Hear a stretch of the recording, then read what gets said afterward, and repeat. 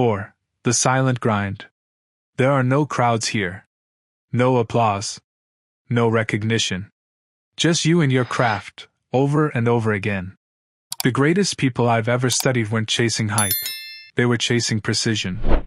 They built their legacy in silence. I don't show up because I feel inspired. I show up because I remember who I said I'd become. That's the difference. You don't need motivation when you have memory. The memory of your promise, the vow you made when no one was watching, becomes the fuel that never runs dry. 5. The law of dull excellence. Boredom is God's filter. It weeds out the pretenders from the devoted. Anyone can love the start, the newness, the spark, the praise. But few can love the stretch. Few can keep showing up once the excitement fades. The greats don't avoid boredom, they romanticize it. They find beauty in repetition because they understand that every ordinary act done with excellence becomes sacred. I've seen people quit because it wasn't exciting anymore. But the master doesn't look for excitement, he finds it in execution. 6. The transition point. There's a moment, quiet but powerful, when boredom stops irritating you. When you no longer crave noise or novelty. When the grind becomes peaceful. That's when you enter the flow state where action becomes natural and emotion becomes irrelevant. You stop needing validation. You stop begging for results. You start moving from a different energy, calm, deliberate, unshakable. That's when you realize, boredom was never the obstacle. It was the gate. The moment you stop running from it, you cross into mastery. 7. The boredom that attracts success. Boredom isn't emptiness, it's energy accumulating. Every rep, every silent day, every moment you stay when others leave, all of it builds unseen momentum. The ones who quit early never realize how close they were to the breakthrough. When you learn to stay, boredom becomes your ally. It stops being dull and starts feeling divine. You begin to understand that the real reward isn't the outcome. It's who you become through the process of showing up every single day without needing to be entertained. The bored become dangerous because they've mastered stillness. And in stillness, everything sharpens, clarity, focus, purpose. When the world runs from boredom, I run into it. Because I know that's where success hides. Waiting for the few willing to be still long enough to find it. 8. The final law. When you learn to find peace in the mundane, the world becomes your playground. When others get restless, you get sharper. When others chase stimulation, you chase stillness. And when others quit, you're still there, building, breathing, mastering, becoming. That's the boredom that attracts success. Not because it's dull, but because it's divine. Because the moment you fall in love with repetition, God has no choice but to reward your consistency. The boredom that attracts success. The hidden power of consistency in a world addicted to distraction. Prologue. The night was heavy with silence. Only the soft rustle of leaves and the occasional bark of a dog broke through the stillness. He walked alone, clutching a small leather pouch close to his chest. Inside, the sound of coins striking one another rang louder than the crickets in the fields. 30 pieces of silver. Cold, heavy, and real. For years, he had followed a man who spoke of a kingdom not of this world, of treasures that moth and rust could not destroy. But tonight, he chose something else, something he could see, something he could touch, something that glittered in the torchlight. He convinced himself it was success. After all, wasn't wealth proof that you had made it? Didn't silver mean you had power, security, and influence? He thought he had finally arrived. He thought this was the moment that would set him apart from the others who had wasted their lives chasing dreams instead of securing results. But as the hours passed, and the coins weighed heavier in his hand, an unsettling truth began to gnaw at him. Why didn't he feel successful? Success, you see, is not measured by what you hold in your hand, it is measured by what you become. Possessions do not make a man valuable. If they did, the wealthiest people would also be the happiest, the most fulfilled, the most whole. Yet how many have found their riches to be chains instead of freedom? How many have reached the top, only to discover the ladder was leaning against the wrong wall. Success is not what you've done compared to what others have done. You can always find someone behind you doing less. That will never satisfy. True success is what you've done compared to what you should have done, compared to what you could have done. Should have speaks to your vision, the life you know deep down you were meant to live. Could have speaks to your potential, the raw capacity God wove into you before you ever took your first breath. This man had vision once. He had potential once. But both were traded away for silver. He thought he was gaining success, yet with every coin that slipped through his fingers, he was losing himself. And in the end, when the shame became unbearable, he chose a tree and a rope over the life he could have lived. The very silver he believed would define him instead destroyed him. His name was Judas. And his story remains one of history's most chilling reminders: success is not what you have. Success is who you become. Preface. People often dismiss the things that will make them successful as boring. They say working in silence, building in the dark, and showing up every day isn't fun. They say the grind is dull. But do you know what's really boring? Losing. Looking in the mirror and hating what you see. Knowing you could have been more, but chose comfort instead. When I post random royalty notifications on Instagram, people call that luck. But when I work, they call that boring. They don't understand that the real fun begins when you start winning. The late nights, the early mornings, the silence, those are the ingredients of freedom. Fun isn't Netflix. Fun isn't porn. Fun isn't wasting time scrolling through other people's lives. Fun is building your own. Fun is getting paid while you sleep. Fun is getting random notifications in your bank account because your work is still helping people while you rest. That's fun. That's success. I remember waking up at 3 a.m. to train. Most people call that unrealistic. They say, "Bro, what time did you go to sleep?" But the question should be, what time did you wake up to chase your purpose? You can't have both, comfort and greatness. One will always cost you the other. My mentor once told me he only slept 2 hours a night. I didn't believe him then. I thought he was lying, because I was still a loser. I didn't understand that when you're aligned with your purpose, sleep feels like a distraction. Purpose feeds you more than rest ever could. People want to win, but they don't want to work. They envy the results of others, but not their habits. If you want what someone has, adopt their discipline. If you want to win, stop hating the grind. The grind is the gateway. We live in an age of imitation, where everyone copies everyone else and calls it identity. But real fulfillment begins when you create something that didn't exist before. That's what you were born for. You were made in the image of a creator, so create. Don't just consume. Make.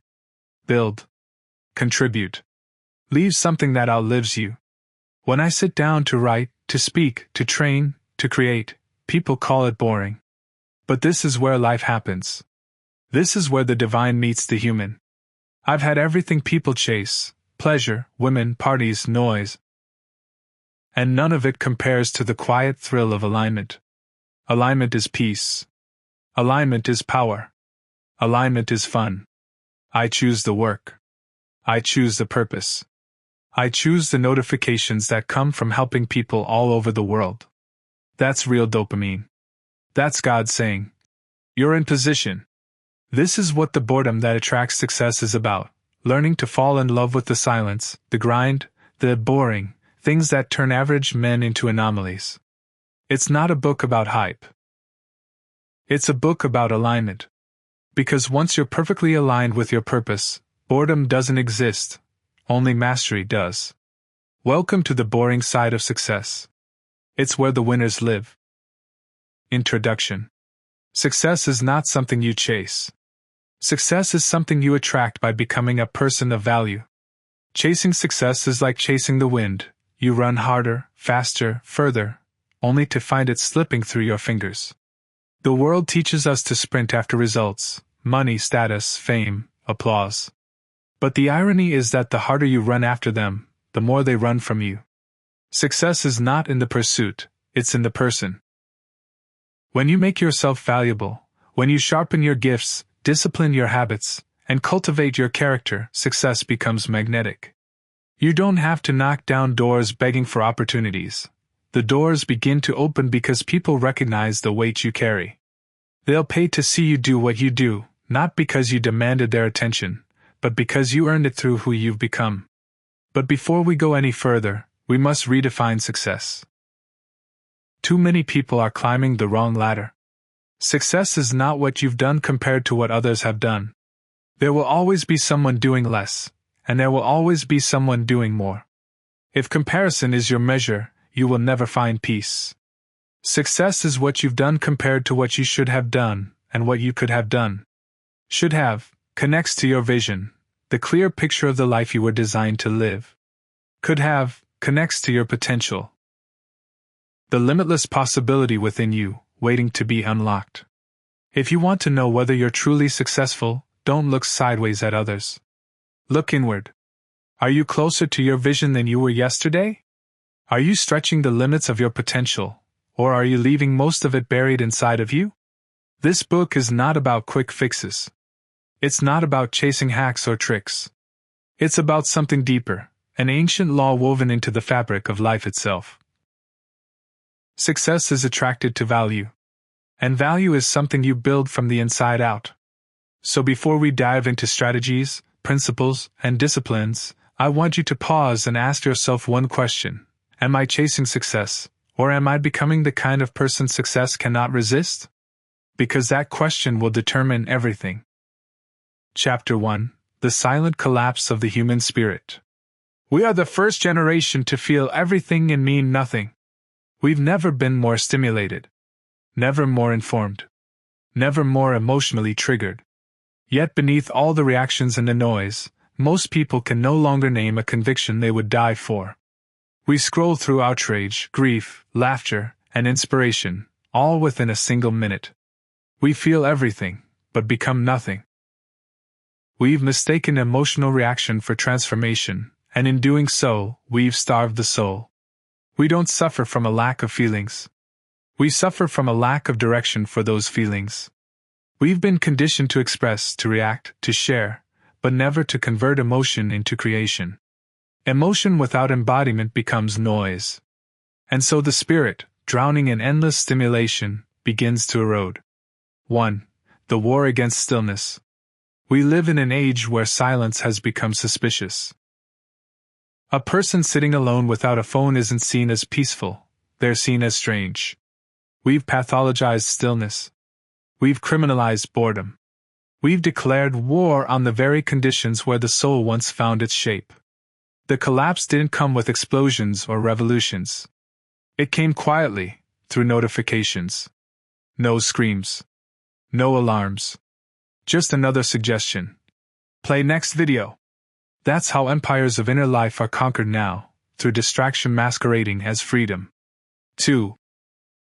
The programming of attention. We were promised connection through our screens. What we received was dependency. We don't check our phones for information anymore. We check them for instructions. What should I care about? What should I be angry about? What should I desire? Who should I envy today? In our attempt to stay informed, we consented to be programmed. And the tragedy isn't just distraction, it's delusion. The modern human is drunk on feelings they never chose. We inherit outrage, opinions, and even aesthetics. We're no longer authors of meaning, we're curators of borrowed emotion. 3. Functioning ghosts. When the spirit collapses, it doesn't announce its death. It hides behind functionality. You can still work. Still post. Still laugh on cue. To the world, you'll look alive. But inside, you'll know something's gone missing. Because in those quiet seconds before sleep, something cold whispers. You didn't live today. You just reacted. We've created a new kind of ghost. People who are biologically alive but spiritually absent. They move, they consume, they perform, but the inner axis, the guiding rod of purpose, is gone. And boredom, the only signal that something's wrong, has long been medicated. 4. The age of numbness. This is the crisis no one speaks of. Not anxiety. Not depression.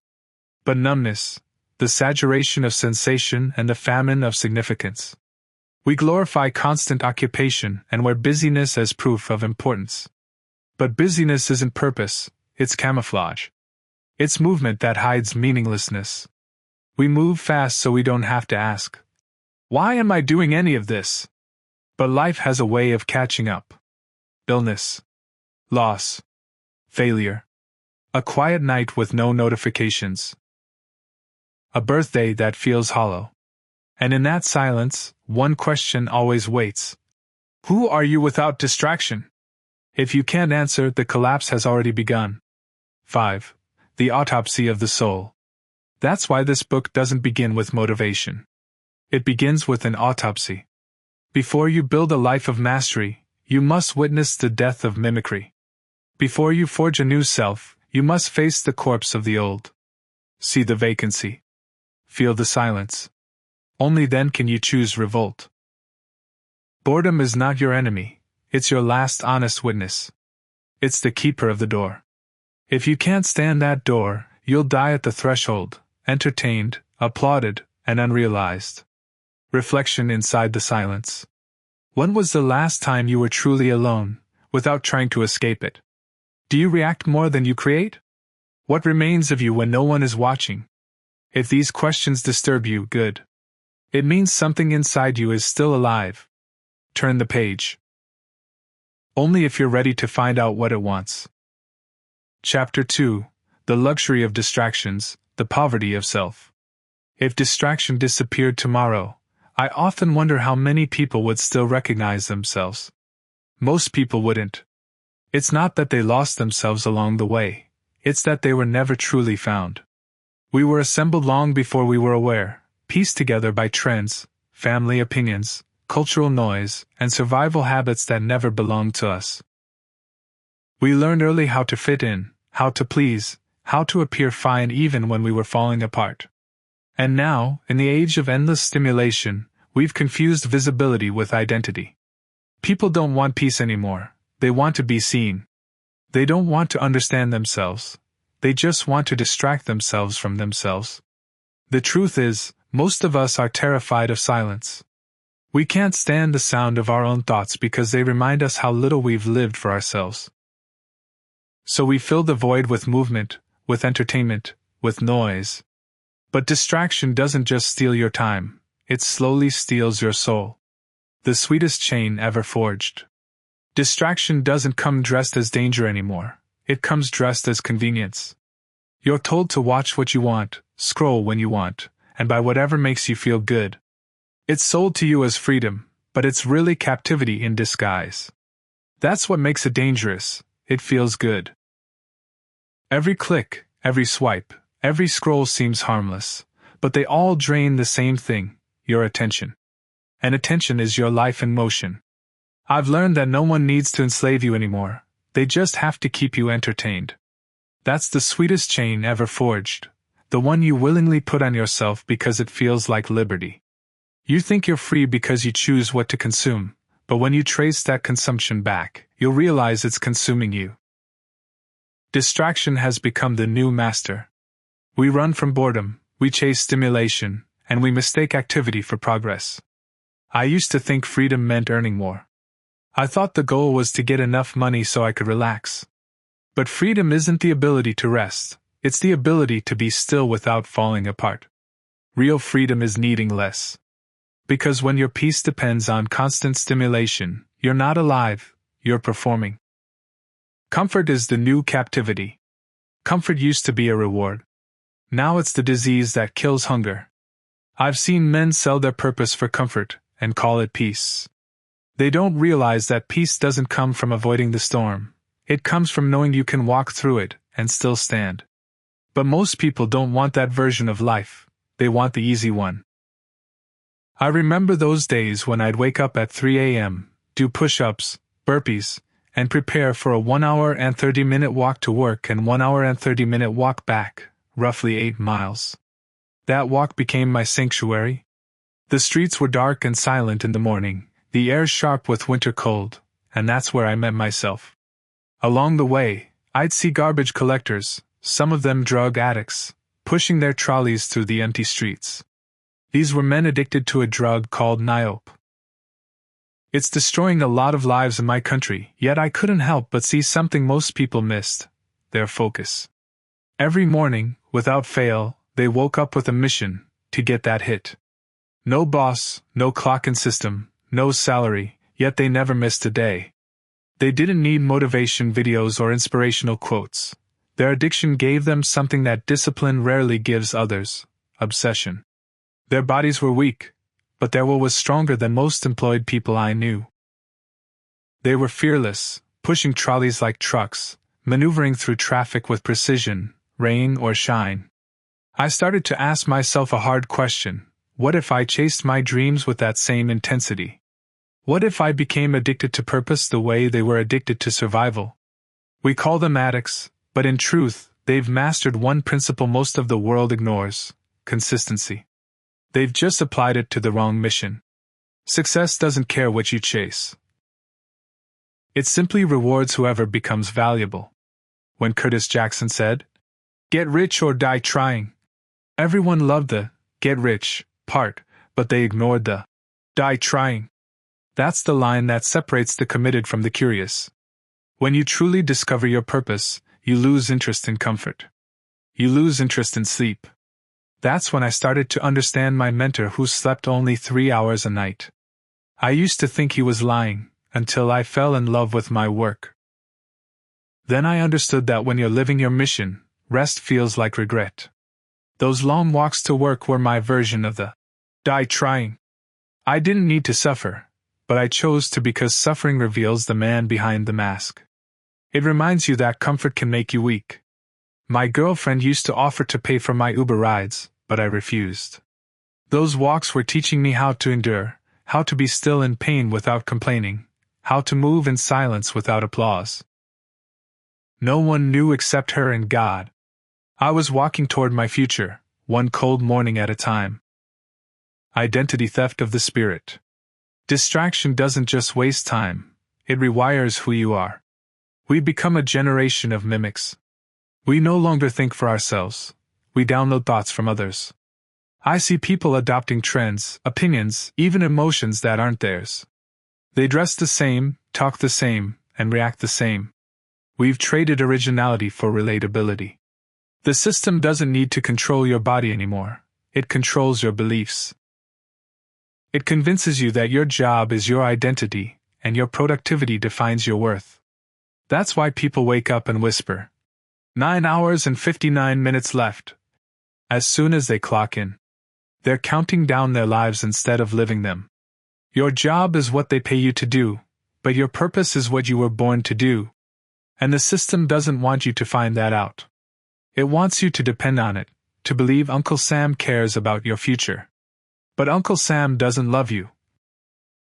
He loves your labor. Working for a salary enslaves you to the rhythm of bills and survival, but working for free frees you to discover your calling. When you work for free, you're not waiting for permission anymore. You're not waiting for validation. You're not being shaped by the system, you're shaping yourself. That's how the great ones found their wings. They didn't wait for applause, they worked for alignment. And like birds who don't need lessons to fly, once they were uncaged, they soared. Boredom, the last honest mirror. Boredom is one of life's most misunderstood gifts. Most people think boredom is a curse, but it's really a signal. It's life telling you that you've gone off course. When you feel bored, it's not because nothing is happening, it's because something inside you is begging for meaning. But instead of listening, you grab your phone, open Netflix, or scroll through social media. You silence your own soul. The truth is, boredom only feels painful because it confronts you with yourself. It strips away distraction and leaves you face to face with who you are and who you could be. That's why so many people run from it. They'd rather live entertained than enlightened. But I learned that boredom is the birthplace of transformation. Every great idea I've had was born in silence. Every revelation came when I stopped running from myself. When I wrote this book, I wasn't bored for a single second. I was alive. I was connected. Because purpose replaces boredom with energy. It gives meaning to repetition. That's why the things that make you rich, wise, and fulfilled are often the things most people find boring: reading, discipline, patience, silence. Those things aren't dull, they're sacred. Boredom is only boring if you're disconnected from your calling.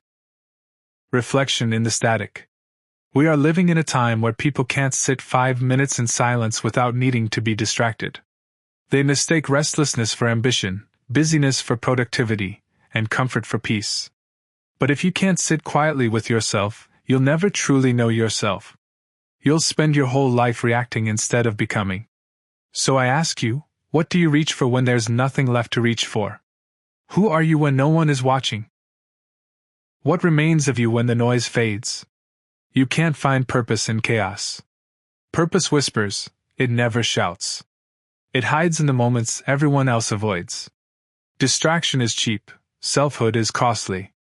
If you keep running from the silence, you'll die a stranger to yourself, loud, busy, and empty. But if you stay in the boredom long enough, you'll remember who you were before the world told you who to be. Chapter 3: The Desert of Discipline Where Desire Goes to Die. There is no enlightenment in excitement, only in the long hours where nothing moves. People think success is a lion's roar. They think it's fire, adrenaline, and passion. They think it feels good. They've never met the truth. The truth is a desert. They do it because they can keep walking when the whole world goes silent. They can remain faithful to a task when even they don't know why they're still doing it. This is the chapter you'll hate. This is the chapter that will expose you. Because every success you admire was born here, where boredom becomes a blade, and discipline becomes a god. 1. The seduction of quitting. Nobody quits in the beginning. In the beginning, you're excited. You post about it. You talk about it. You swear this is your time. You tell people, watch what I become. But then the silence comes. No likes, no claps, no results. Just the sound of your own breathing and the slow passing of days. This is where 99% of people leave. Not because they're weak, but because they believe the lie that if it's meant for you, it should feel good. No.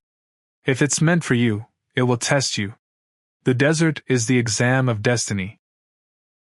It's the place that separates interest from obsession, potential from proof. Most people don't fail because they lack talent. They fail because they can't stay long enough for discipline to do its work. The silence convinces them that nothing's happening, when in truth, the silence is where everything begins to form. 2. The death of inspiration. Inspiration is cheap. Anyone can start. But starting is not a miracle, staying is.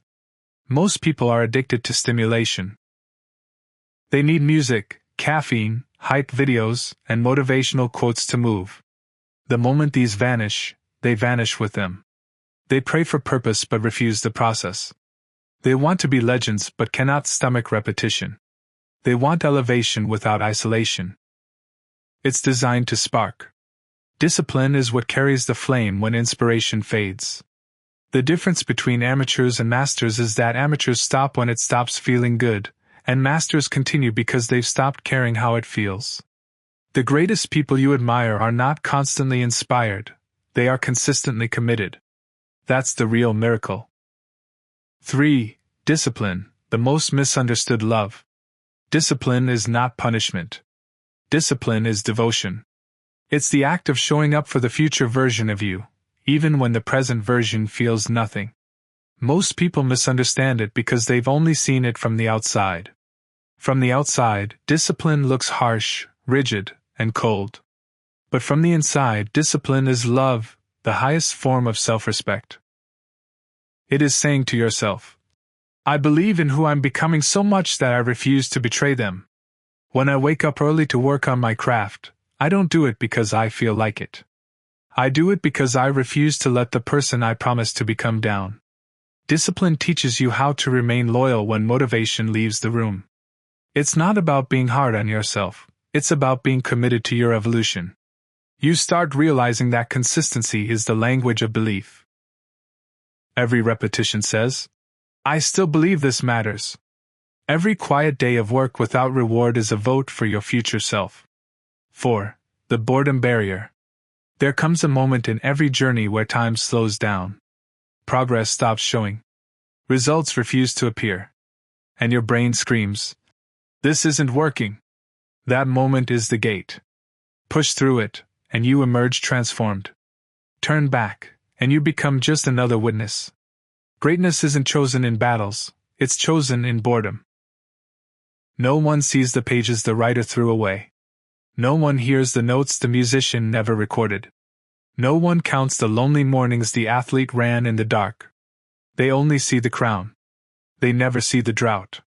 Every master has walked through this invisible desert, the days that felt useless, the efforts that looked meaningless, the moments where everything inside them said quit. But that's the trick. Boredom is the final test before the breakthrough. It's the last doorway before transformation. If you learn to outlast it, you'll outlive your competitors. 5. Ritual, the sacred repeat. Call it routine, and you'll hate it. Call it ritual, and you'll survive it. The monk prays at the same hour. The craftsman carves the same wood. The athlete lifts the same weight. The average man seeks novelty. The rare one seeks refinement. That's what makes him different. He understands that mastery lies inside repetition. I've seen people destroy their own progress because they thought they needed something new. They wanted excitement more than excellence. But the path to mastery is the same act done differently each time, with more awareness, precision, and depth. The greats are not obsessed with doing more, they're obsessed with doing better. Repetition doesn't make you ordinary, it makes you unstoppable. Ask yourself, do you truly want to be great, or do you just want to feel entertained on your way there? Because you cannot have both. 6. The day nobody is watching. Who are you when nobody knows you're working? That's who you truly are. When the world stops clapping, will you still continue? When no one asks how it's going, will you still build? When nothing changes, will you still believe? This is the loneliness that breaks pretenders and baptizes the chosen. Most people work hard only when someone's watching. They depend on visibility for validation. But the real ones, they build in the dark. They understand that what's done unseen eventually shows itself in ways that can't be ignored. Every quiet day is a deposit into your credibility. Every unnoticed effort is a brick in the foundation of your legacy. When you keep going in silence, you stop needing applause, you start building integrity. 7. The quiet crown. By the time greatness arrives, you won't celebrate. You'll be too tired, too changed.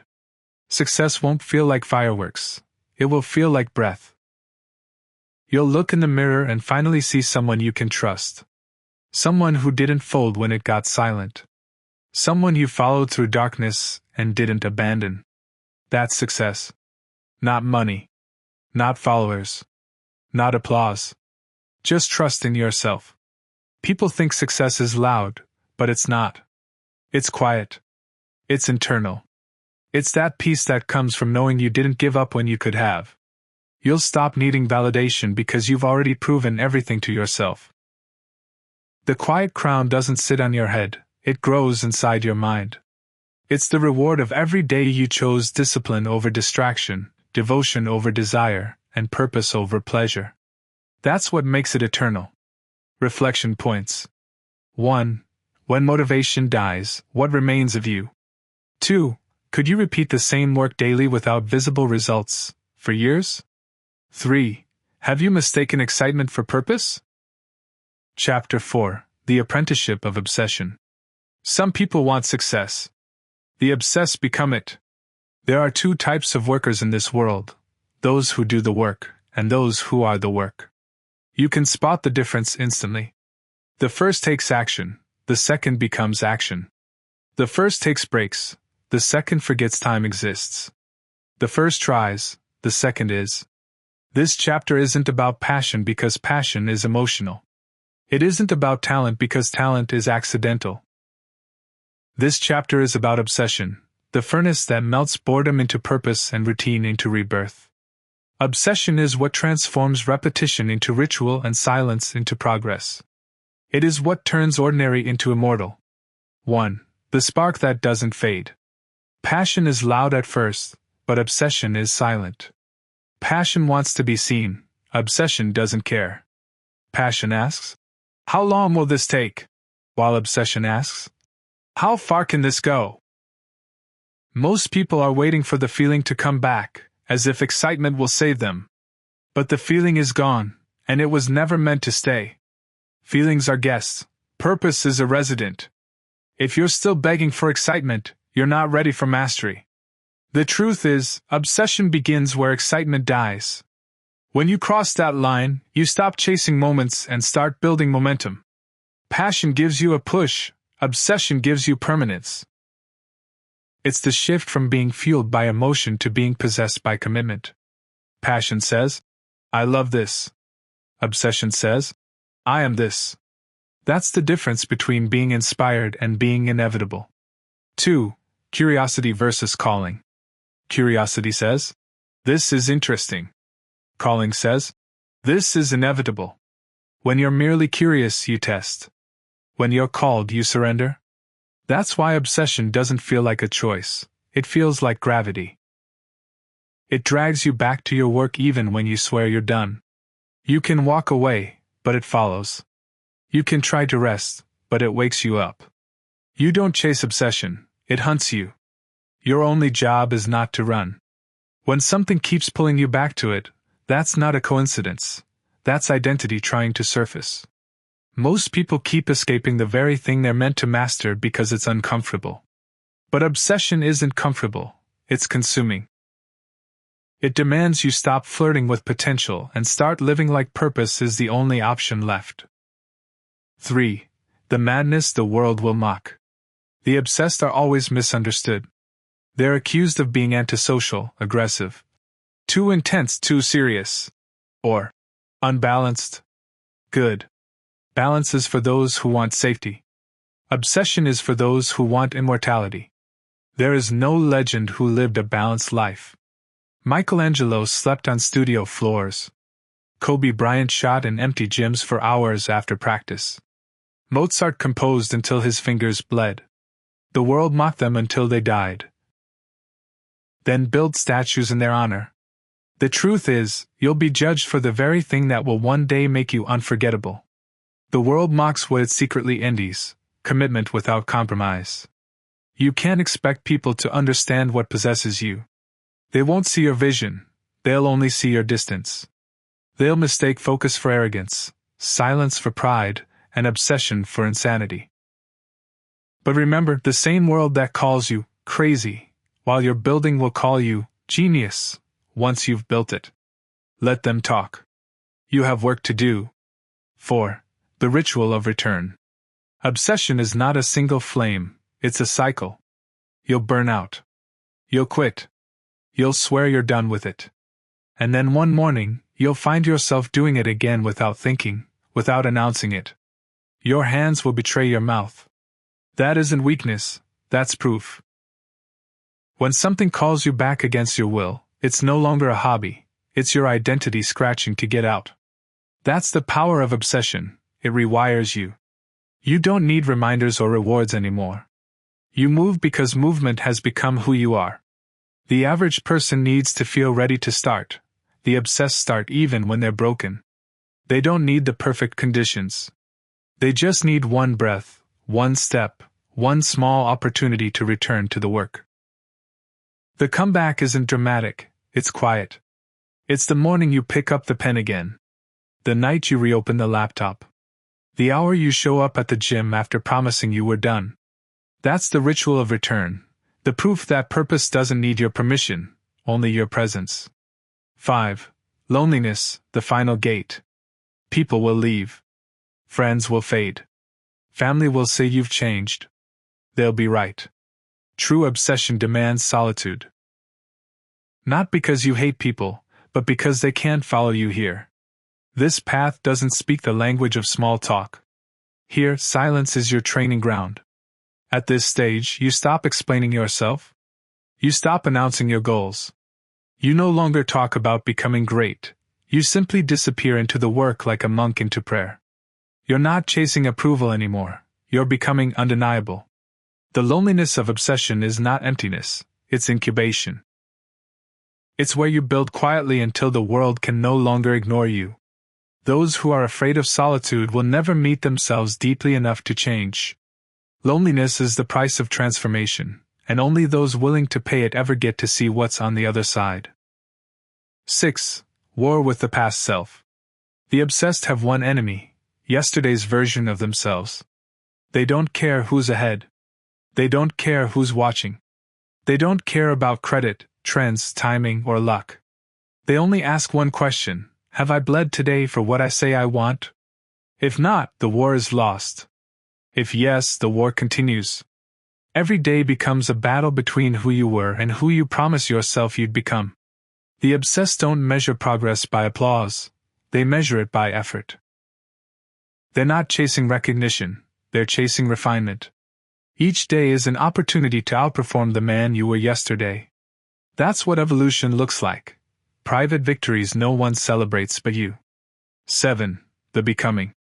One night you'll stop working and realize something terrifying. You no longer recognize yourself. The insecure one is gone. The doubter is gone. The procrastinator is gone. In their place stands someone ruthless, focused, and patient.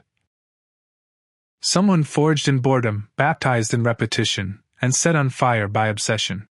People will call it talent. They'll call it unfair. They'll say you were lucky. They'll never see the nights you were possessed by a purpose they couldn't understand. That's the truth of becoming. It's not glamorous. It's gritty, lonely, and relentless. But once you reach this point, you'll know obsession wasn't the curse people warned you about. It was the key to everything they secretly wanted but never had the guts to pursue. Reflection points. 1. Would you still do this if no one ever knew you did it? 2. Have you ever been called too intense?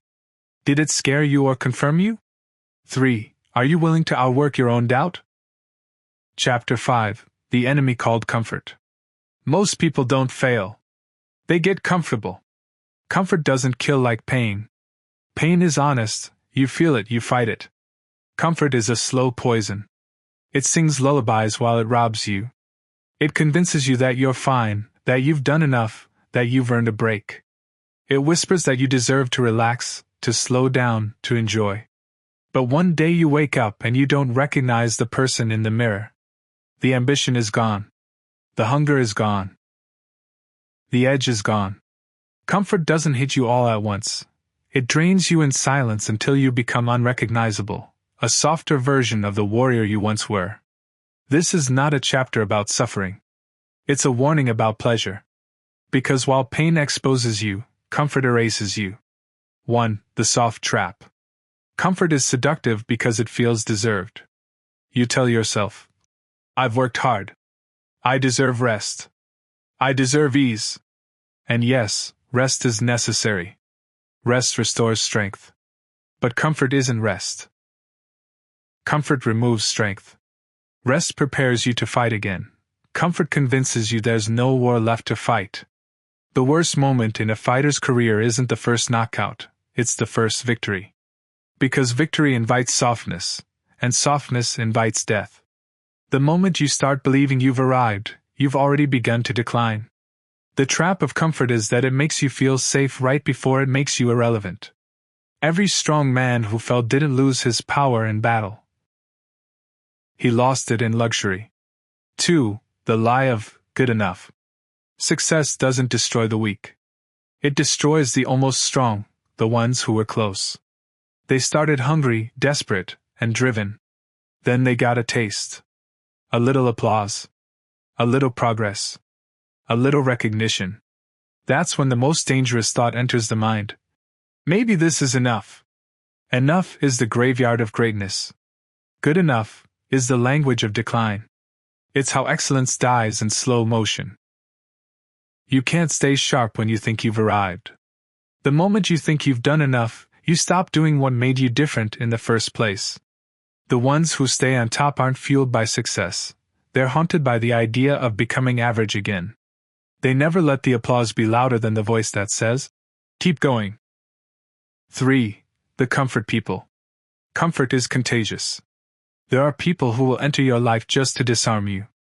They'll say things like, "You're too serious," or "You should relax more," or "You work too hard, live a little." Translation: Stop. You're reminding me of everything I'm not. Remove these people. Not because you hate them, but because you refuse to join them. They don't want you to slow down for your health. They want you to slow down so they can feel better about staying still. The comfort people will always try to shrink your ambition until it fits their pace. But you weren't built for that. You're not meant to blend in with those who've given up.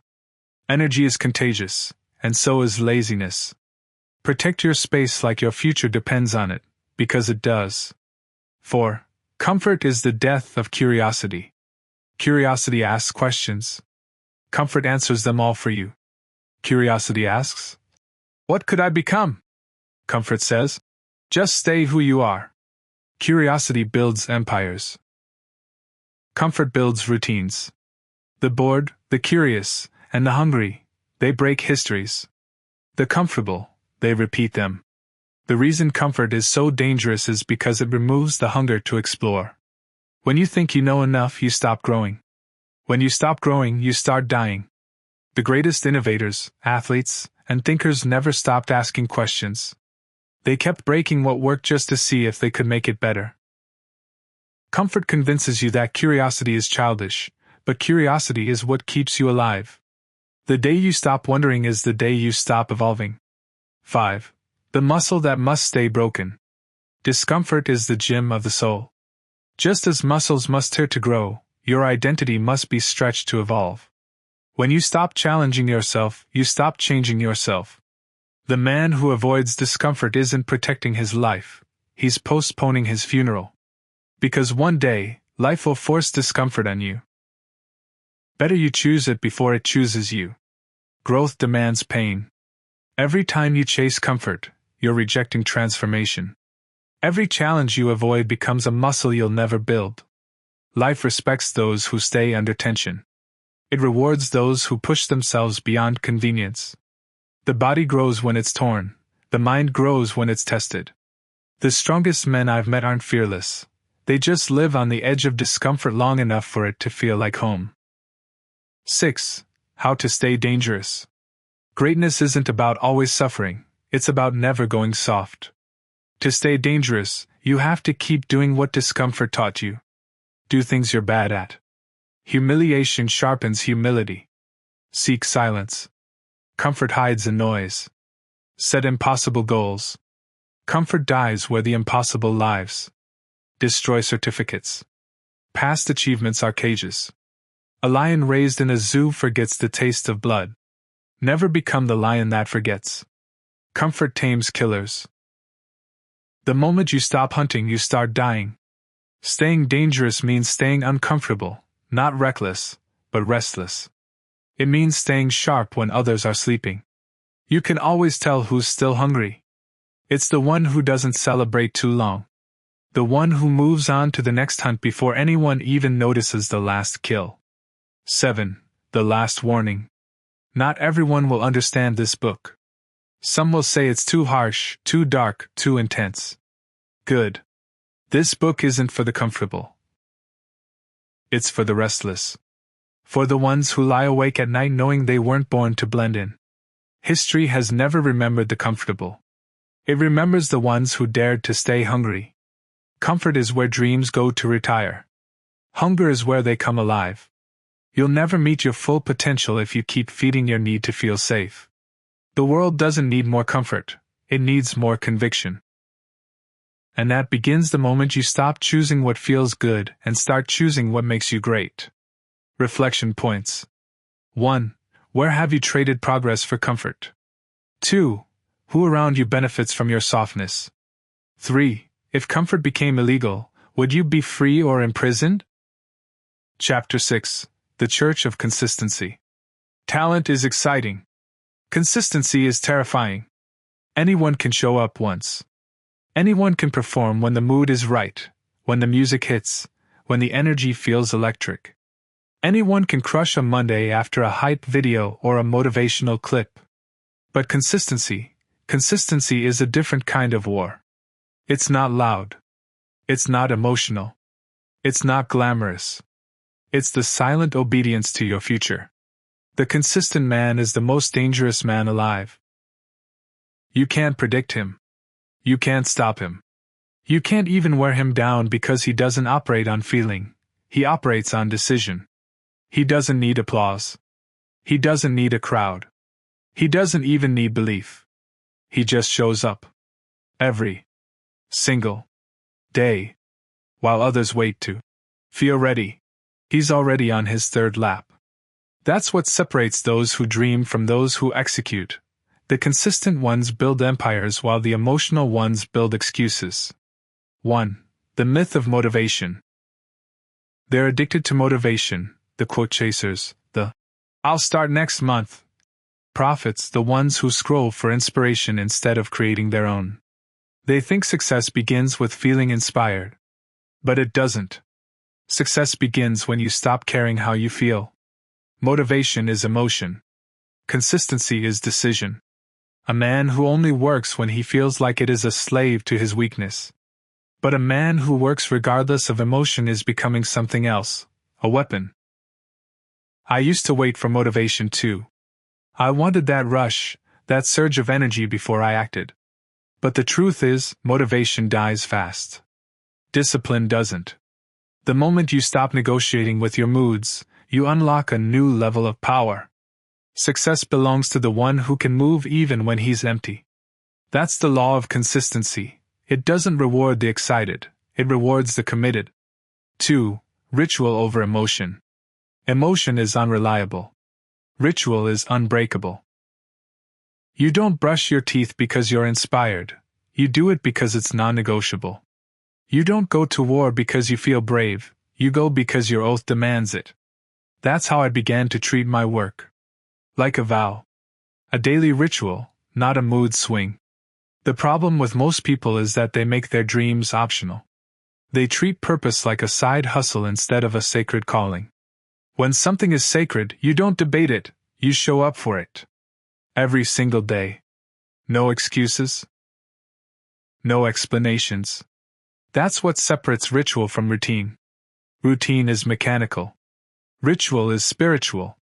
It carries meaning. It connects you with the person you're trying to become. When you work as if it's your prayer, you'll realize how powerful you become in silence. 3. The ugly days matter most. People think consistency is all highlights, the golden moments, the breakthroughs, the "I made it" days. But they never see the ugly days. The days when I felt lifeless. When the results didn't show. When I questioned if I was even making progress. Those are the days that forged me. Consistency is built in the shadows, not in the spotlight. It's in those quiet, painful mornings where nothing makes sense but you still move. That's where champions are made. Not in adrenaline, but in boredom.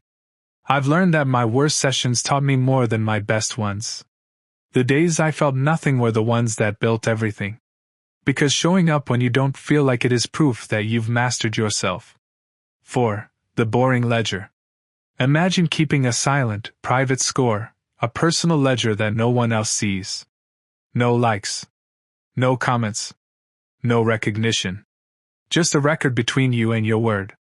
Every day you show up, you mark it down. How many days in a row did I honor my word? That question became sacred to me. Not how many people saw me win, but how many times I refused to quit. You can't imagine the power that comes with keeping that oath for 365 straight days. It rewires your brain. It makes you ruthless with excuses. Consistency is the closest thing humanity has to magic. It multiplies small efforts into an unstoppable force. People underestimate the man who keeps showing up. But one day, that same man will be unstoppable simply because he refused to break his streak. 5. The grudge against yesterday. Consistency isn't perfection, it's revenge. Every day I show up, I'm taking revenge on my weaker self. On the version of me that said, We can skip today. On the one who doubted, delayed, or procrastinated. Every session, every word, every rep, I'm burying a version of myself that didn't believe I could stay the course. Consistency is war with who I was yesterday. It's the battle of self-respect. You don't have to be better than anyone else. You just have to make sure yesterday's version of you wouldn't stand a chance today.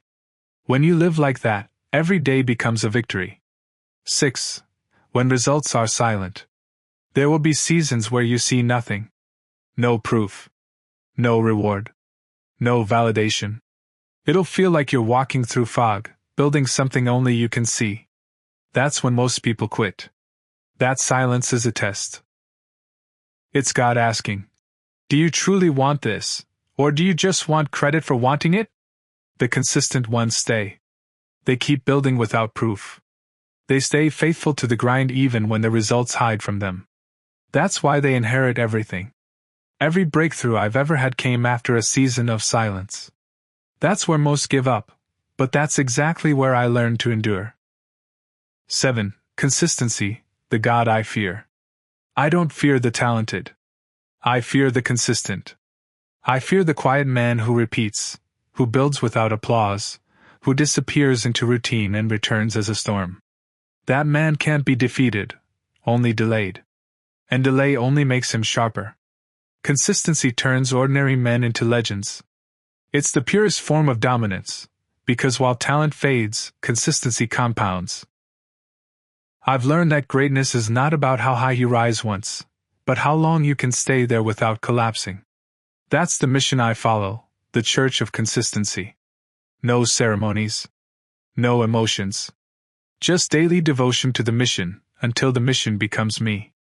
Reflection points. 1. What have you started but not sworn to? 2. How many days in a row can you honor your word, without witness? 3. Would you still do it if no result appeared for a year? Chapter 7. Pain, the currency of mastery. Everyone wants power. No one wants the invoice. You don't get to choose whether you suffer, you only choose what you suffer for. Pain is not a punishment. It's a transaction, the receipt that proves you paid for what you said you wanted. The weak spend their pain on excuses, while the strong invest theirs into evolution. Every great life has a cost, and pain is the currency. The sooner you accept that, the freer you become. Every skill, every body, every empire, every work of art you admire was built on pain properly spent. Pain is the gate you must pass through. And once you understand that, you stop running from it. You start budgeting it. You start using it. Because mastery doesn't begin when you find ease, it begins when you learn how to spend your pain wisely. 1. The price of admission. You don't become great by reading about greatness, you become great by enduring what greatness demands. Every field has its own gatekeeper, and the name of that gatekeeper is pain. The bodybuilder meets it in his muscles. The writer meets it in his drafts. The entrepreneur meets it in failure. You don't hack pain. You outlast it. That's the truth most can't handle. Most people knock once, get ignored, and leave. Masters stay at the door until the hinges rust and fall. They bleed, they fail, they question everything, but they never leave. Every time I've broken through something in my life, it was because I stopped expecting the gate to open easily. I stopped asking, "Why me?"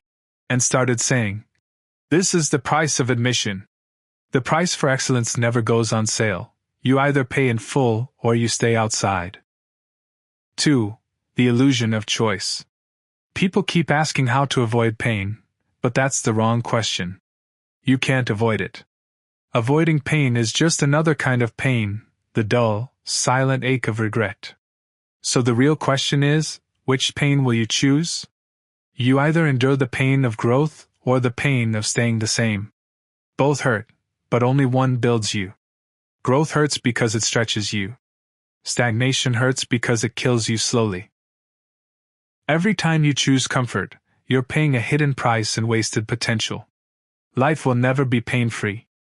But once you understand that you get to choose what you suffer for, everything changes. You stop running from struggle and start directing it. You start owning it. You begin to suffer with purpose. 3. The alchemy of suffering. Pain itself is neutral. It's just raw energy. What decides your destiny is what you do with it. Some drown in it, others distill it. They turn it into patience, focus, empathy, and drive. Pain doesn't shape you by force, it shapes you by what it reveals. When you stop crying, "Why me?" and start whispering, "Teach me," you enter the beginning of mastery. Pain doesn't come to destroy you, it comes to expose you. It shows you what's left inside when everything comfortable has been stripped away. That's the gold. That's the real transformation. The moment you realize pain was never against you, it was always your trainer. 4. The lonely gym. Nobody can do your push-ups for you. Nobody can run your miles, rewrite your chapter, or fight your demons. Pain is the most personal gym in existence. Every rep is invisible. Every rep is sacred. And that's exactly why most people quit. There's no crowd. But those who keep going in that emptiness become something else entirely. They become untouchable.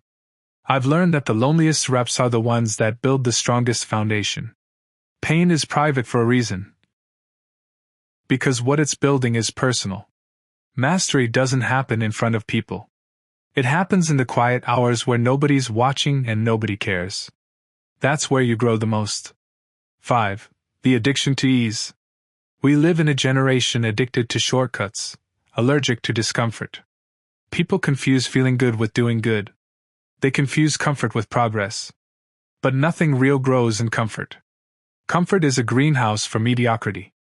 The air smells sweet, but nothing can survive outside it. Ease is not your friend, it's your executioner in disguise. Every time you choose ease, you weaken the muscle of persistence. Every time you avoid friction, you lose the fire that keeps you sharp. I've learned that pain keeps me alive. Discomfort keeps me dangerous. Ease will always try to sell you peace, but it's fake peace. Real peace comes after struggle, not instead of it. 6. The God hidden in pain. The most painful seasons of your life will reveal the most powerful version of you. That heartbreak, that betrayal, that humiliation, that failure, that was the forge. That was the moment the soft parts of you started to harden into armor. Pain is how God sculpts you. Every blow, every loss, every disappointment is pressure molding you into something indestructible. Without that heat, you stay soft metal. With it, you become a sword. When you start to see pain as a transformation instead of punishment, you stop fearing it. You start using it as fuel. Every scar becomes proof that you evolved instead of escaped. 7. The science of tolerance. Every time you endure something difficult without running, your threshold expands. You build a higher capacity for struggle, and with that comes power. The man who can suffer longer controls the game. He controls time, emotion, and energy, because nothing surprises him anymore. That's what separates amateurs from legends. Amateurs panic when it hurts. Legends breathe through it. The longer you can stay in discomfort, the longer you can outlast everyone else. Pain doesn't get easier, you just get stronger. Tolerance is your secret weapon. It's the quiet advantage that turns pain into endurance, and endurance into legacy. 8. The final exchange. Life always makes the same deal. Give me your pain, and I'll give you your power. The mistake most people make is that they keep both. They cling to their wounds, replay their failures, nurture their excuses, and then wonder why they never heal. Let go. Spend it. Use pain like currency. Trade it for mastery. That's the final exchange, pain for power. When you stop holding on to your suffering and start investing it into your work, your mission, your craft, that's when life pays you back with transformation. The ones who learn to convert pain into purpose become unstoppable. Because pain doesn't chase them anymore, they lead it. Reflection points. 1. What pain are you currently wasting instead of investing? 2. How much longer will you buy comfort with your potential? 3. When was the last time you thanked your pain instead of cursing it? Chapter 8. The Gift of Discipline. Most people pray for freedom. Few understand that discipline is freedom. People think discipline is a prison. They see it as routine, repetition, restriction, as something that cages your creativity or limits your joy. But the truth is, real discipline isn't chains, it's keys. It's what separates dreamers from doers, talkers from builders, boys from men. Discipline isn't punishment, it's precision. It's a quiet agreement between your present and your future. If you show up for me today, I'll take care of you tomorrow. Discipline is freedom disguised as structure. It's the only form of control that doesn't limit you, it liberates you. I learned this the hard way. When you have no structure, your life leaks energy in every direction. When you have discipline, that same energy becomes a weapon. You start realizing that everything you want, power, peace, mastery, comes at the price of showing up when you least feel like it. 1. The myth of balance. The world loves to preach balance. You hear it everywhere. You need balance. But balance is not what you need. You need alignment. Balance tries to please everything. Alignment chooses the one thing that matters and kills everything else. A disciplined man isn't balanced, he's aligned. He sacrifices symmetry for purpose. He trades comfort for consistency. You can't balance greatness with mediocrity. You have to choose one. Balance is for those who want peace of mind. Alignment is for those who want impact. When I became aligned, my life started to make sense. I stopped chasing everything and started mastering something. That's when my days stopped feeling chaotic. Because alignment doesn't drain you, it directs you. 2. The hidden beauty of rules. Freedom without rules is chaos. That's what most people don't get. A musician needs scales. A fighter needs rounds. A writer needs deadlines. Rules don't limit your art, they sharpen it. Discipline is not a cage, it's a container for your power. If you pour water on the floor, it spreads and disappears. If you pour it into a cup, it becomes useful. Discipline is the cup. Without it, your energy leaks. With it, your power concentrates. The people who reject rules are usually the ones who can't handle freedom. Because freedom, without structure, becomes self-destruction. When I started giving my life rules, I realized they weren't walls, they were focus points. They kept my energy from scattering into things that didn't matter. 3. Self-respect disguised as routine. People think discipline is about control. It's not. It's about respect. You don't keep your word because it's easy, you keep it because it's sacred. Every time you follow through, even when nobody is watching, you prove to yourself that you can be trusted. And that self-trust becomes the foundation of everything powerful you'll ever do. Lazy people don't hate discipline, they hate themselves for not keeping promises to themselves. When I learned that, it changed how I saw routine. My daily habits stopped feeling like chores and started feeling like proof that I still believed in my own word. Self-trust is the highest form of self-love. It's what keeps you grounded when everything else tries to shake you. 4. The ritual of boredom. Every successful person has learned one sacred truth: the ritual will always be boring before it becomes holy. The early stages of mastery always feel repetitive. The work seems lifeless, predictable, and slow. But if you can repeat the same act daily without needing it to feel good, you've transcended emotion. You've become something stronger, a machine powered by purpose. That's when you become dangerous. Because when you can't be manipulated by moods, you can't be stopped. Discipline trains you to act from commitment, not from emotion. It's the bridge between boredom and greatness. When I stopped needing to feel like it, my life exploded with results. I didn't need to chase excitement anymore. The work itself became its own reward. 5. The weight you choose. You will carry weight either way, the weight of discipline or the weight of regret. The weight of discipline feels heavy now but light later. The weight of regret feels light now but heavy forever. That's the deal. Most people try to avoid the weight altogether, and that's why they break down later. You can't escape burden. You can only choose the kind that builds you. Discipline hurts in the moment, but regret hurts forever. I'd rather sweat for what I want than suffer for what I didn't do. Every time you choose discipline, you're choosing to trade temporary discomfort for long-term peace. 6. The sacred schedule. Discipline is not spontaneous, it's structure. It's the invisible framework that protects your destiny from your impulses. If you don't schedule your day, someone else will. And they'll use your energy to build their dream while yours dies in silence. That's why the disciplined often seem selfish. They guard their time like treasure. They don't answer every call. They don't attend every event.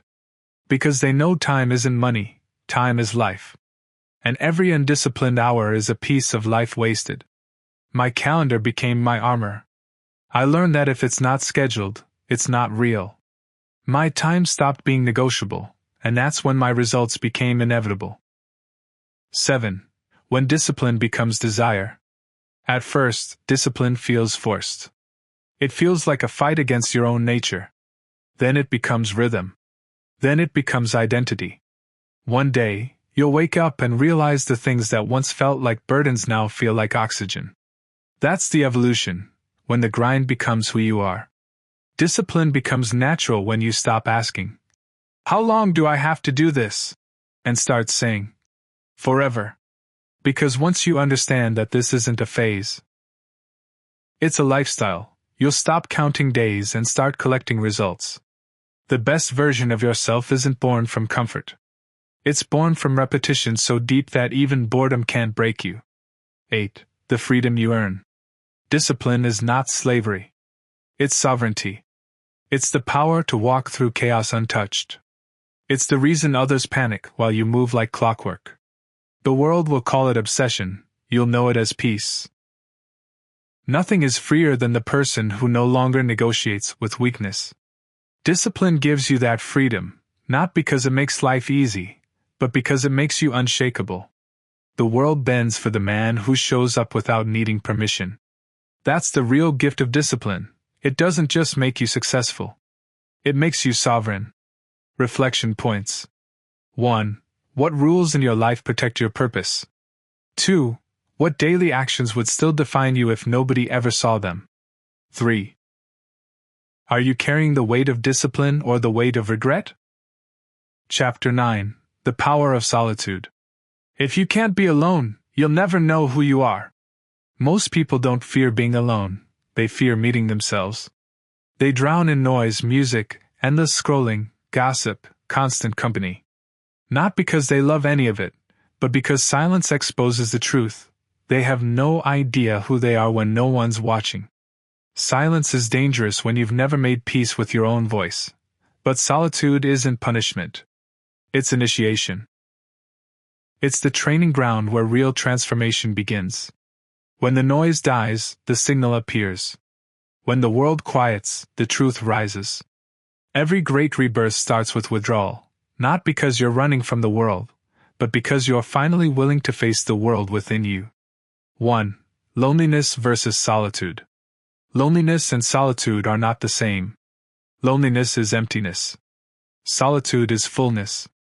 Loneliness says, "Nobody's with me." Solitude says, "I'm with myself." You can be surrounded by people and still feel lonely, and you can sit in silence and feel more alive than ever. The difference lies in relationship, not with others, but with yourself. When you've made peace with your own company, solitude stops feeling like isolation. It starts feeling like power. I've learned that until you can sit with your thoughts without reaching for escape, you'll never truly know who you are. Solitude isn't loneliness. It's a connection to the deepest parts of your being. 2. The noise of avoidance. Look around. Everyone's addicted to distraction. We scroll until 3 a.m., binge meaningless content, talk about nothing for hours, not because it fulfills us, but because it fills the silence. Silence makes people panic. They've built no relationship with their own thoughts. Avoidance has become the new addiction. But distraction is just avoidance with a pretty name. People are terrified of being still because stillness forces confrontation. It forces them to admit that nothing external can fill an internal void. You don't need more entertainment. You need confrontation, the kind that strips you down until there's no mask left to wear. 3. The forge of self-knowledge. Solitude isn't where you find peace, it's where you find pieces. The broken ones. The forgotten ones. The buried ones. It's where you finally learn what you've been running from, who you've been pretending to be, and what parts of you need to die so that the real you can rise.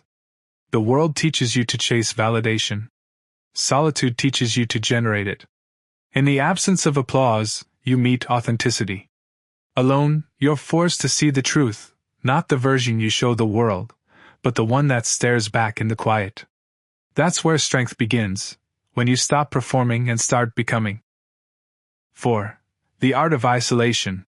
Every master has gone through a season of sacred isolation. The writer alone with the page. The athlete alone in the gym. The monk alone with the silence. The visionary alone with rejection. Everyone wants glory, but few are willing to face the quiet hours that create it.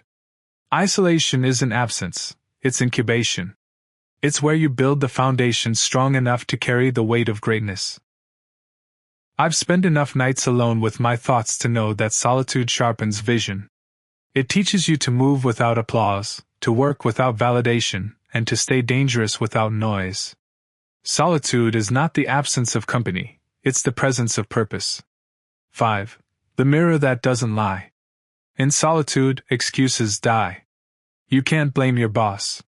You can't hide behind friends. You can't perform for the camera. You face the mirror that doesn't flatter, it reveals. It asks, is this really you, or just the costume you've been performing in? That confrontation is sacred because you can't master what you keep pretending doesn't exist. I've had to look at that mirror many times, and what I saw wasn't always pretty. But that's where the transformation began, in the honesty that hurts. Solitude forces truth, and truth forces growth. 6. Protecting your quiet. The modern world is at war with silence. Every second, something tries to steal your attention. Notifications, news, urgency, noise. If you don't protect your quiet, the world will colonize it. You must become militant about your peace. Turn your phone off. Walk without music. Sit in a room with nothing but your mind. At first, it will feel like withdrawal. Then it will feel like clarity. Then it will feel like power. The one who controls their attention controls their destiny. I stopped chasing stimulation and started chasing stillness. And that's when I began to hear my true voice again. 7. Solitude as strength. Weak people use others to fill their emptiness. Strong people use solitude to build their fullness. When you can be alone and not lonely, focused and not frantic, still and not stagnant, you've reached a higher frequency of existence. You no longer chase validation. You radiate conviction. You become a world within yourself. That's when people start feeling your presence differently. You stop competing. You start attracting. Solitude is what transforms a person from needing attention to commanding it. 8. The return. After solitude comes clarity. After clarity comes power. After power comes peace. When you return to the world after being alone, you move differently. You no longer speak to be heard, you speak because it's necessary. You no longer beg for attention, you carry gravity. You no longer need the crowd needs you. That's what solitude gives you, quiet confidence. It strips away the noise, the comparison, the external validation. It leaves behind something pure. Awareness. Purpose. Strength. Solitude isn't the end of connection, it's the beginning of authenticity. Reflection points. 1. When was the last time you were truly alone, without a screen, sound, or goal? 2. What are you avoiding in silence? 3. If solitude revealed your purpose today, would you recognize it? Chapter 10. The Obsession Blueprint. Discipline is doing it every day. Obsession is doing it until you die. There's a difference between working hard and being possessed. Most people work hard until they're tired. The obsessed work until reality bends. Obsession isn't balance. It's not healthy. It's not convenient. It's divine madness, the kind every legend needed to carve their name into time. You don't have to chase obsession. You just have to stop killing it every time it wakes up inside you. Every time you silence that voice that says, "I want more," you're burying the thing that was born to set you apart. The world will call you crazy for following it, but that's because they've made peace with limits you were born to break. 1. The spark everyone drowns. Every child starts obsessed. They draw for hours, dance until midnight, and build things out of nothing. They don't care about approval. They care about creation. Then the world teaches them to be realistic. School teaches obedience. Jobs teach survival. Society teaches distraction. And by the time they're adults, they've been domesticated. The fire that once burned in them has been reduced to a flicker. The obsession is gone, replaced with moderation, and moderation never changed the world. Every breakthrough humanity has ever seen came from someone who refused to be normal. The problem isn't that people lose their fire. It's that they smother it under other people's expectations. The moment you stop trying to fit in, that spark starts breathing again. 2. The cost of greatness. The obsessed are not balanced, they are built. They lose friends. They forget birthdays. They skip parties. The world calls them selfish. But tell me, is a seed selfish for going underground to grow roots and become a beautiful tree with delicious fruits that you'll benefit from? Obsession is misunderstood because mediocrity always needs an enemy. When you rise too fast, those who stopped rising will call you insane. Let them. Their comfort funds your purpose. Their doubt is the echo of their own fear. The price of greatness is misunderstanding. People won't understand why you're working when they're resting. They won't get why you keep chasing when you've already made it.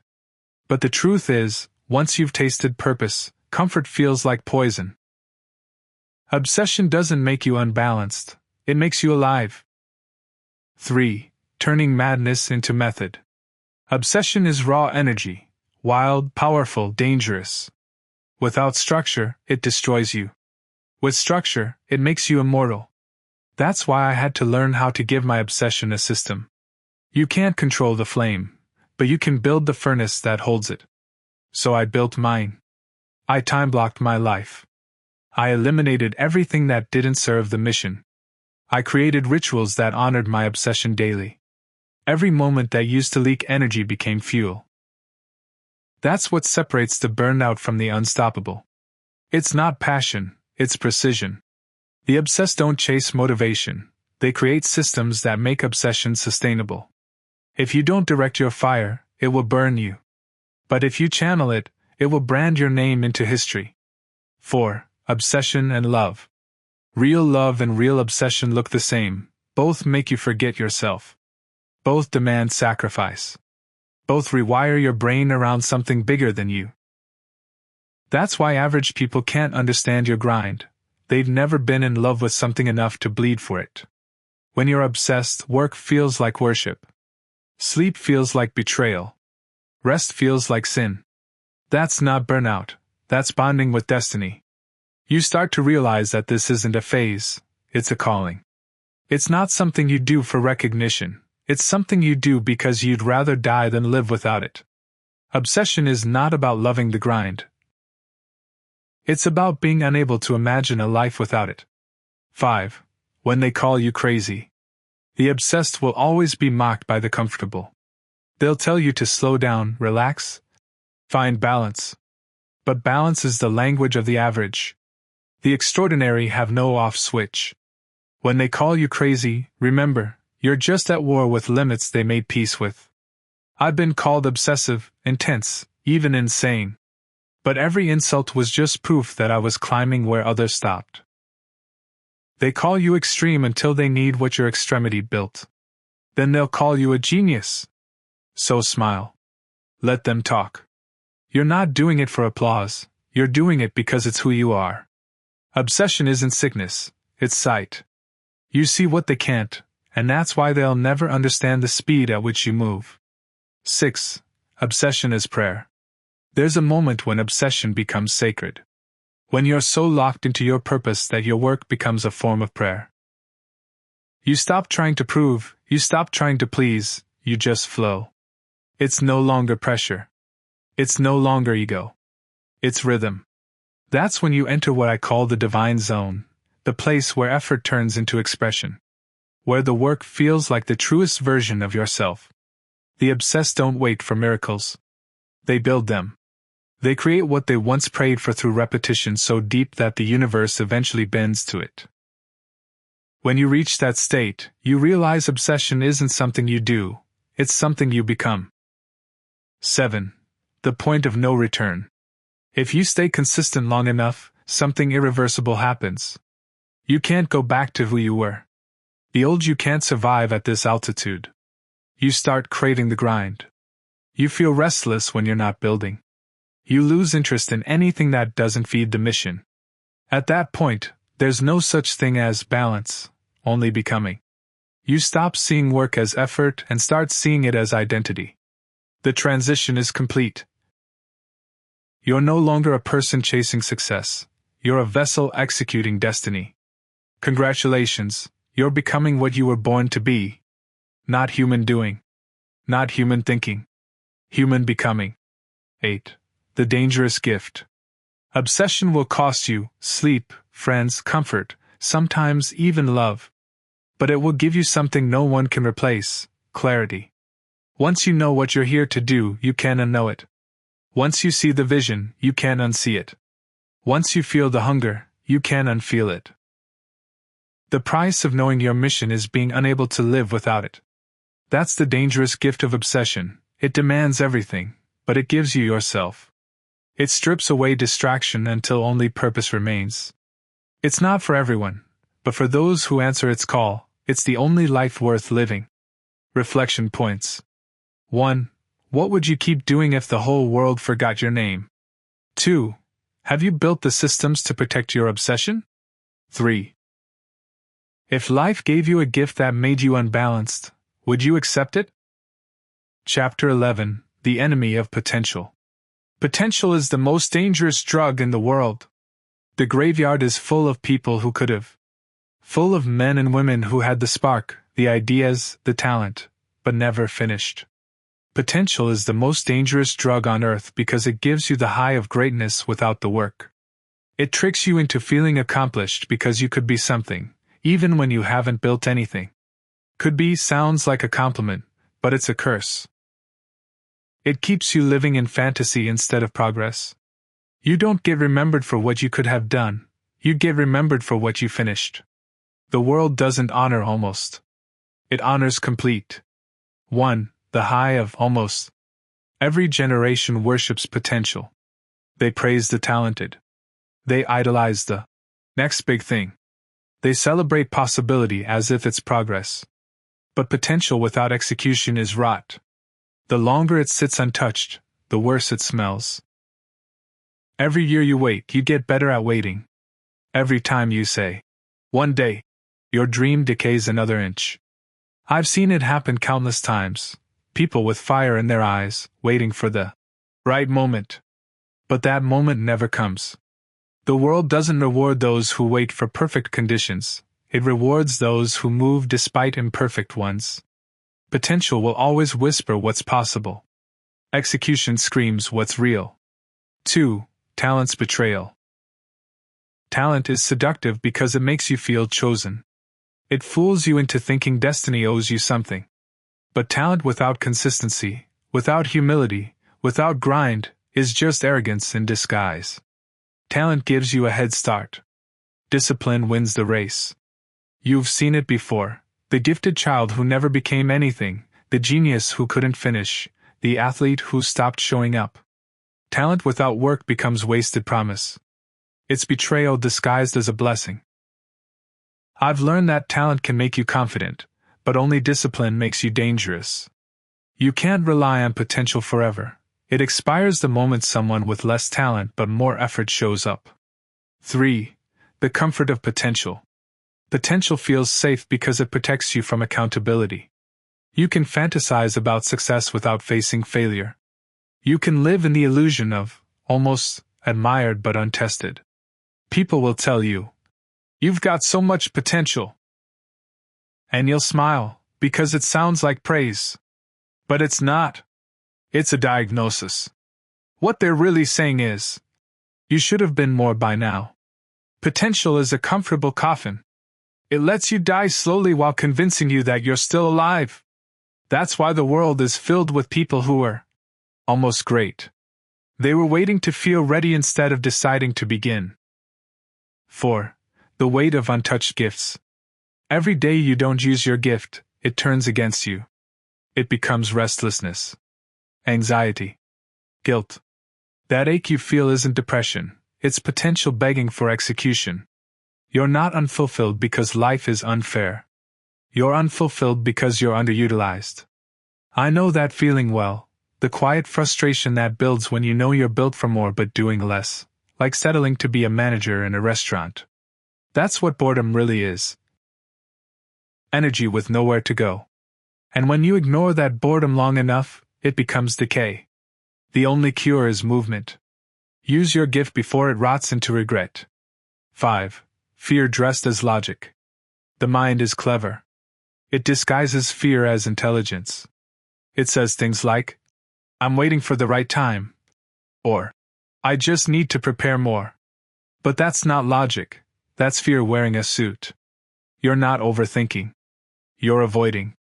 You're scared to fail. Scared to look stupid. Scared to succeed and lose comfort. But fear doesn't stop the pain of failure, it guarantees it. Potential doesn't wait for your readiness, it dies in your hesitation. Every time you delay, the life you were meant to live drifts further away. The only way to silence fear is through execution. Start before you're ready. You'll figure the rest out while moving. 6. Potential versus purpose.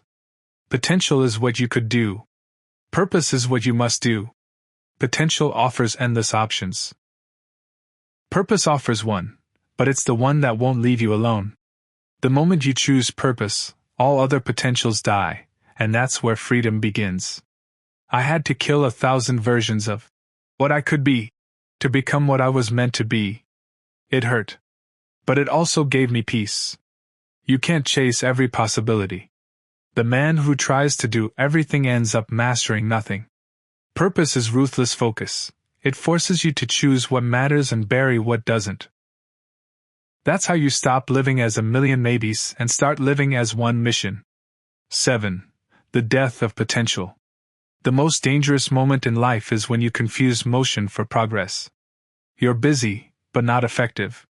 You're planning, strategizing, talking, but not doing. Potential dies quietly in those moments when you mistake thinking for building. Perfection kills faster than laziness. You keep tweaking instead of launching. You keep preparing instead of performing. Action doesn't need permission, it needs momentum. I've learned that most dreams don't die in failure.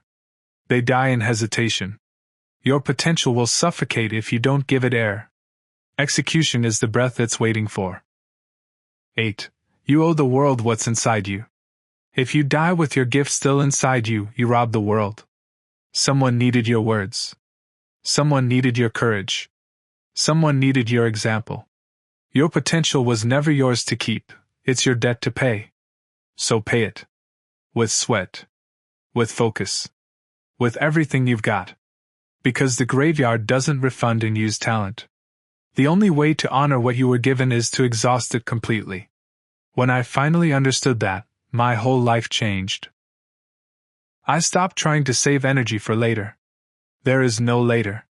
There is only now, and the responsibility to give it everything before you're gone. Reflection points. 1. What have you been preparing to do for too long? 2. What gift in you is starting to rot from neglect? 3. What would your future self thank you for starting today? Chapter 12. The Boredom That Attracts Success. Where ordinary becomes extraordinary. Success isn't hiding in excitement. It's buried in repetition. Everybody wants the mountaintop, but nobody wants the stairs. The world worships results while forgetting the rhythm that created them. I've learned that success doesn't belong to the smartest, the strongest, or the loudest. it belongs to the one who can do the same boring thing longer than anyone else. Boredom is not the enemy. It's the doorway. And most people never cross it. The longer I've walked this path, the more I've realized that success hides in the invisible hours, in the daily commitment to the same routine, the same grind, the same silence. Everyone thinks success feels exciting.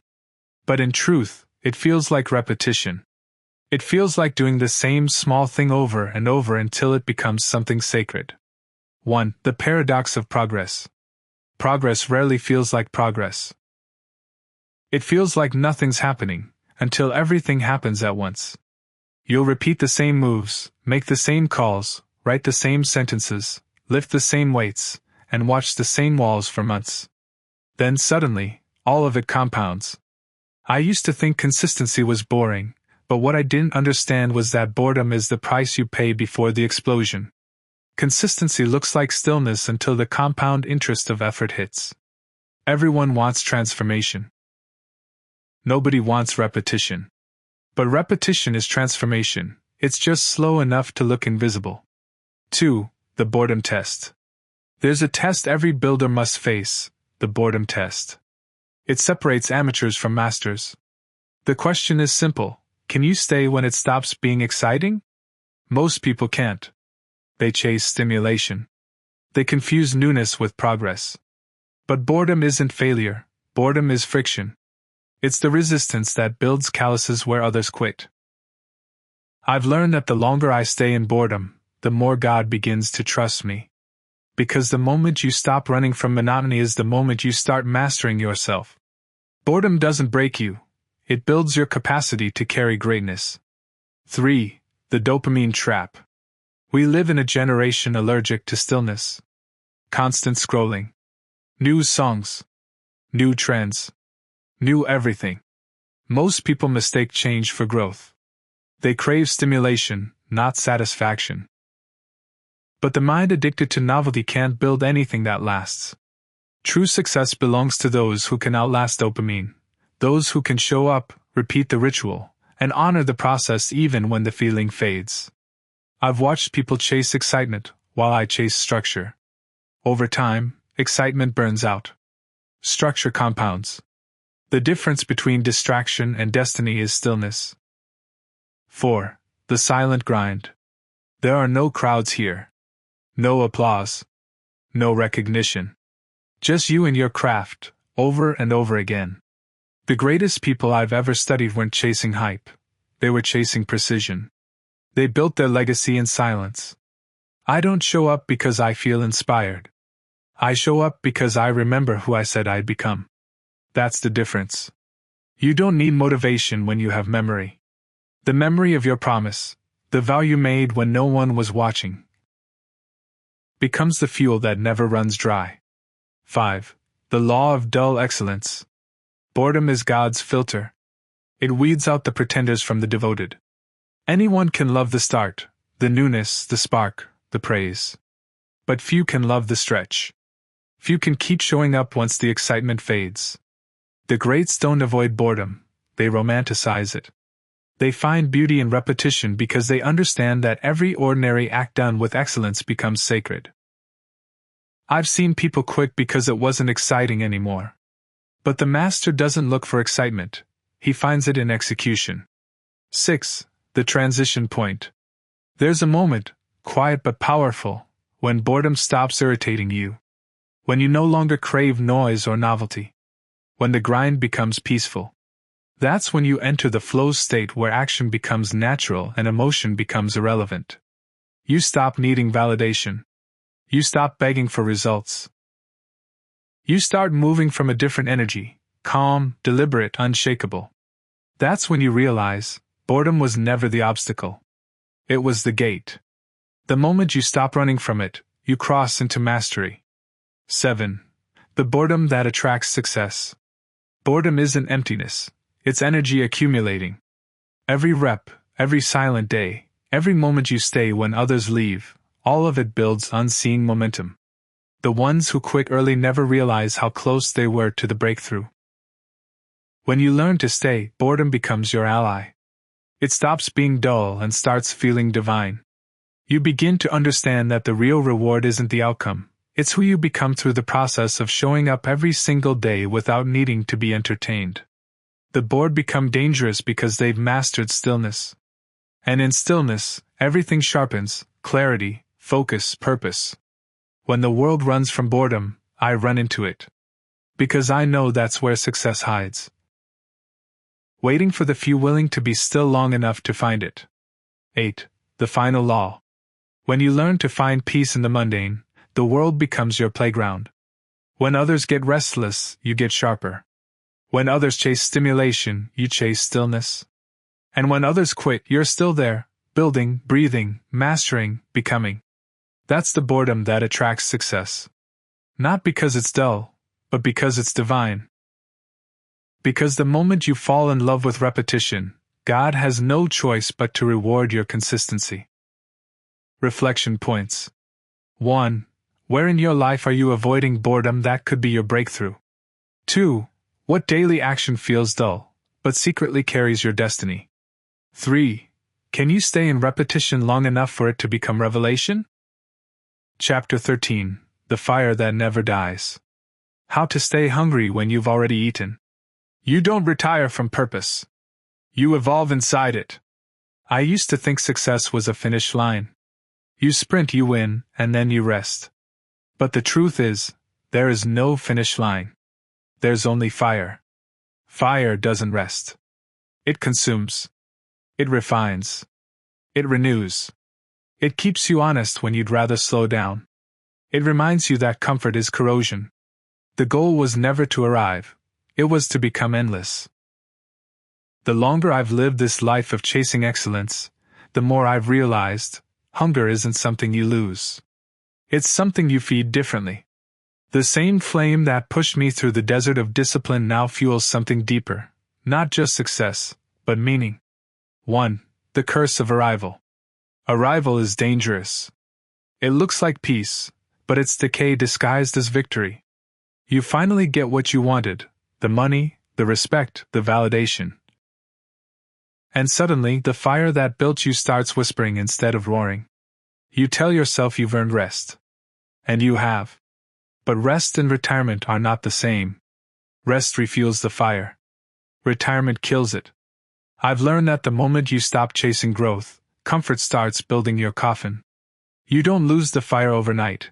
You smother it with small doses of satisfaction until one day, all that's left is smoke.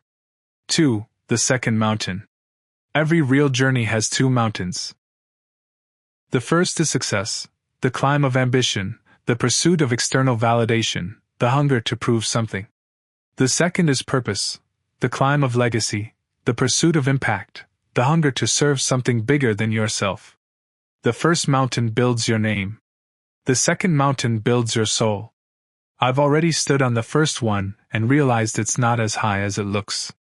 The air up there is thin, full of ego, full of noise. The second mountain is quieter, but it lasts forever. And if I'm still breathing, that means the climb isn't over. 3. Becoming the flame. At first, I was chasing the fire. Then I started carrying it. And one day, I realized I am the fire. Fire doesn't apologize for burning. It doesn't seek permission to spread. It simply consumes what no longer belongs. That's what purpose does. It burns away ego, comfort, and hesitation until only truth remains. When you become the flame, you stop chasing motivation. You stop asking for directions. You just move. Because now, movement is your nature. 4. Reigniting when the light fades. No one stays on fire forever. There are dark seasons. There are moments where purpose feels heavy, results slow down, and the mission starts to blur. That's where most people quit. I've learned to go back to my why. To return to the boredom that built me. To the pain that shaped me. To the silence that tested me. Because success was never supposed to keep me excited, it was supposed to keep me useful. The fire doesn't die unless you stop feeding it. When I feel the spark fade, I remind myself, the mission isn't done. And if the fire's still burning somewhere inside, I owe it fuel. 5. The Legacy Code. The goal isn't to die rich, it's to die empty. To pour out everything that was ever given to me. Every word. Every lesson. Every scar. Every story that could help someone else keep going. Legacy isn't about trophies or applause. It's about impact, about leaving something that outlives your name. The world doesn't need statues. It needs examples. I don't want to be remembered for the noise I made. I want to be remembered for the change I caused. 6. The Eternal Return. There's a cycle that never ends: boredom, discipline, obsession, mastery, purpose, legacy, repeat. Once you understand that, you stop chasing results and start becoming the process. The same repetition that once felt like a burden becomes your nature. You no longer force the fire, you embody it. The fire that never dies isn't inside your chest. It's in your daily obedience to the mission. The work itself becomes the flame. The repetition becomes the worship. 7. The Final Truth. The world belongs to the ones who burn quietly. The ones who build while others brag. Who repeat while others rest. Who stays when others stop. That's who I've become now, not the man chasing success, but the man sustained by it. A living furnace of purpose. I've learned never to apologize for my intensity. Never to dim the flame so others can feel comfortable in their coldness. If they feel the heat, good. Let them. Because the fire was never meant to be hidden. I was never meant to blend in. I was born to burn. Reflection points. 1. What part of your purpose have you stopped feeding? 2. Who benefits when you burn brighter? Acknowledgements. To everyone who ever stayed up when the world was asleep, who felt unseen, unheard, and underestimated, this book is for you. To those who kept showing up with no applause, who built in silence, who failed in private and got up again, you are the proof that the fire still exists. To the mothers who carried burdens quietly. To the fathers who taught by example, not speeches. To the mentors, friends, and strangers whose discipline inspired me when my own was fading. Thank you. To the readers who will take these pages and make them their own, you are the reason I write. If this book lights even one spark in you, then every sleepless night was worth it.